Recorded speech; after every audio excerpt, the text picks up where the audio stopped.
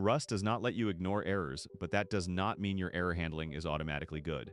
In this video, we will look at 14 real mistakes beginners make with unwrap, panic, result, option, and the question mark operator. Each mistake starts with broken code. Then we explain why it fails and how to fix it properly. First, let's look at panic-driven error handling. These mistakes happen when code treats normal runtime failures like impossible programmer bugs. A CLI app often starts by reading text from the user. Here we parse that text as an age, then we run it with ABC to see what happens when the input is not a number.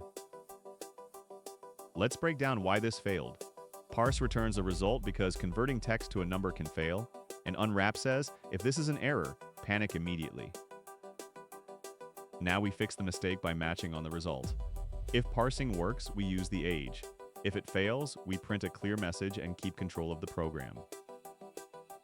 The better pattern is to use unwrap only when failure is truly impossible or intentionally fatal. For anything controlled by a user, handle the result and give a message they can act on. For a quick variation, add one more validation rule. After parsing succeeds, reject ages over 130 and print a friendly message instead of accepting the value. A file reading tool should expect files to be missing sometimes. Here we use expect with a helpful message, then run the program without config.toml in the folder. Let's be precise about the difference. Expect improves the panic message, but it does not give the caller or the user a recovery path. Now we handle the error as an expected runtime case. If the file cannot be read, we print a user-facing message and exit cleanly instead of panicking. The better rule is simple. Use expect when a failure means your code assumption is broken. For missing files, network problems, or user data, return a result or print a clean message. Try changing this version so a missing config file loads a small default string. Keep real errors visible, but make the common missing file case friendly. Next, let's look at lost errors. These bugs are dangerous because the program can look successful while important failure information disappears. Logging looks like a tiny operation, but it can fail because of permissions or missing folders. This version calls write and then immediately prints a success-style message. So now we run it and watch the warning. Let's read this warning as a bug report from the compiler. A result is marked must use because ignoring it loses the only signal that the operation failed. Now we move the write into a function that returns result and use the question mark operator. The caller decides how to report the error, and the program no longer pretends the log was written. The best habit is to treat unused result warnings seriously. Either handle the error, return it with question mark, or make an intentional discard obvious in the code. For practice, change the path to a valid file and print application started only after the write succeeds. That keeps your success messages honest. A settings loader often needs to explain what went wrong. This version calls OK, so after we run it, different failure reasons collapse into the same message. Let's look at what disappeared. Result can carry details like not found, permission denied, or invalid path, but option only says value or no value. Now we keep the result all the way back to the caller. When we run it, the output includes the real reason each settings file could not be loaded. The best choice depends on whether the reason matters. Use option for simple absence, but keep result when the caller needs to log, retry, show a message, or choose a fallback. As a small challenge, handle not found with default settings, but still print permission errors. That gives a friendly fallback without hiding real problems. Finally, for this batch, let's cover fallback mistakes. A fallback can look harmless, but the way it is evaluated can cost time or cause unwanted side effects. Imagine this value normally comes from a cache, and the fallback reads from disk, or does slow work. We already have some cached data, but now we run the code and see that the fallback still executes. Let's make the evaluation order clear. Function arguments are evaluated before the function call, so expensive door alt door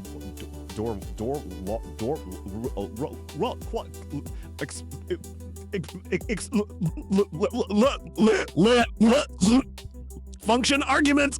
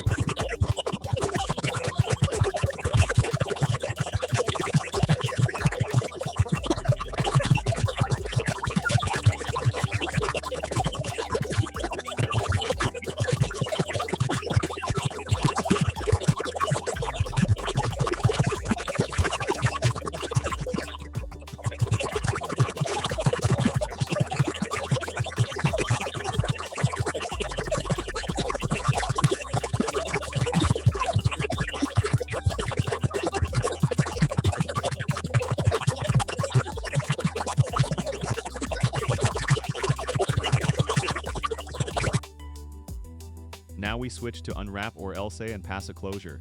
The fallback is saved for later, so when cached is sum, the closure is never called. The best pattern is to use unwrap, or for cheap constants and unwrap or else for real work. If the fallback allocates, reads files, logs, or computes something, make it lazy. Try changing cached to none. You should see loading fallback printed only then, which proves the fallback is evaluated lazily. In this section, we look at errors that technically work but do not help you debug the real problem. In real apps, a JSON loader may read many files, so a bare parse error is not enough. Here we write a small settings file, then read it and parse it with question marks. Now we run it and look at the output. Let's break down the problem. The parser tells us that port is not a number, but the message does not say which file was being parsed. In a real config system, that means you now search through the code instead of fixing the broken file. Now we fix it by adding context exactly where the program crosses a boundary. File reading and JSON parsing. We still use question marks, but each failure now carries a useful message. Now we run the fixed version. The best practice is to keep the convenience of question mark, but attach context at meaningful boundaries. Use this for file paths, request URLs, database operations, parsing steps, and other places where the caller needs to know what was being attempted. Next, we move from error messages to error modeling, how your error type affects recovery, testing, and API design. Imagine a service loader that wants to recover differently from a missing file and broken JSON. In this first version, both failures are converted into string immediately. Now we run it with a missing file. Let's analyze what happened. The text is readable for a person, but it is a bad contract for code. If the wording changes or the operating system phrases the error differently, recovery logic becomes fragile. Now we replace the plain string with a real error enum. The IO variant means reading failed, and the parse variant means the file was read but JSON parsing failed. Now the caller can match the reason directly. The best practice is to use structured error types when another part of the program needs to inspect the failure. Strings are fine for final display, but enums are better for matching, testing, and recovery. Here we are writing a library-like function, not just main. Returning box-dine error feels flexible, but it hides the contract from callers. Now we run it and see what the caller can actually do. Let's break this down. The caller can print the error, but the API does not advertise the possible failure cases. To recover specifically, the caller would need downcasting or string checks, and both are awkward for a clean library boundary. Now we expose a config error enum from the API. Missing files, read failures, and invalid formats become separate cases. We run it again, and main can choose a different recovery path. The best practice is to reserve box dine error for top-level glue, quick prototypes, or places where you only print and exit. At reusable boundaries, return concrete error enums so callers know what can happen. Now we focus on preserving the original cause when one layer wraps another error. Here we create a custom app error that wraps an I/O error from reading a file. The mistake is subtle, the source is stored, but the error trait never exposes it. Now we run it and print the error chain. Let's unpack the output. The top-level message appears, but the real operating system error is missing. That happens because error chains are not based on fields alone. They use the source method. Now we implement source and return the inner I/O error. The high-level message stays clean, but debugging tools can still walk down to the root cause. Now we run it again. The best practice is to preserve the source whenever you wrap an error. Only hide it deliberately. For example, when it contains sensitive information that should not leave the boundary. Finally, we look at recovery logic that depends on human-readable messages instead of typed error data. This loader should create a default file only when the settings file is missing. The bug is that it checks the formatted error message instead of the typed error kind. Now we run it and see that it appears to work. Let's look at why this is still a bug. The behavior depends on English text from the operating system, not on a stable Rust value. On another platform or locale, the message may differ, and the recovery branch may not run. Now we fix the branch by checking I/O, error kind, not found. That is the structured value Rust exposes for this exact situation. We run the fixed version and get the same visible behavior, but with reliable logic. The best practice is to use typed error data for program decisions. Match variants, error kinds, or error codes and leave display text for logs, terminal output, and messages meant for people. Now we move into recoverable versus fatal errors. This is where many Rust beginners accidentally turn normal user mistakes into program crashes. Invalid input is common in real applications, especially in sign-up forms and APIs. Here, the registration function treats a bad email as a fatal bug. We write create user, call panic when the address has no @sign, and now we run it with invalid input. Let's break down why this result is wrong. A bad email is not a broken program invariant. It is a normal thing users do. By panicking here, we remove the caller's chance to display a helpful message and keep the app running. Now we fix the function by making validation explicit in the type. Create user returns result, the invalid email becomes error, and main decides how to report it. Now we run the fixed version, and the program continues after the validation message. The better rule is simple: use panic when your own code has violated an internal promise, and use result when the outside world can reasonably fail. User input, files, network calls, and business rules usually belong in result. For practice, add one more validation rule yourself. Reject an empty string before checking for the @sign, and return a different message so the caller can show the exact problem. Next is concurrency error handling. A worker thread can panic, but the main thread only knows that if we inspect the join result. In concurrent code, a worker can fail while the main thread keeps going. Here the worker panics during a job, but main throws away the result from join. Now we run it and watch the program report success after a failure. Let's break down the bug. Join does not just wait for the thread, it returns a result that tells us whether the thread finished normally or panicked. By assigning it to underscore, we intentionally discard the only signal that the worker failed. Now we fix the program by matching on the join result. If the worker finishes, we print the success message. If the worker panics, we report failure instead of pretending the batch completed. The best practice in threaded code is to treat join as part of your error handling. If worker success affects program correctness, inspect every join result and decide what the caller should see. For a quick variation, spawn 2 workers and store their handles in a vector. Then join each handle and print which worker failed, instead of stopping after the first one. Now we switch to async Rust. The big idea is that async functions should use async-aware operations and return errors instead of blocking and panicking. Async handlers often read files, call services, or load config. This version uses stdfs inside an async function and then unwraps the result. Now we run it with a missing file and the handler crashes instead of returning an error. Let's unpack the problem. stdfs read to string is a blocking call, so it can occupy a runtime thread while the file system responds. Unwrap adds a second problem. A normal missing file becomes a panic that skips structured error handling. Now we fix both issues at the same time.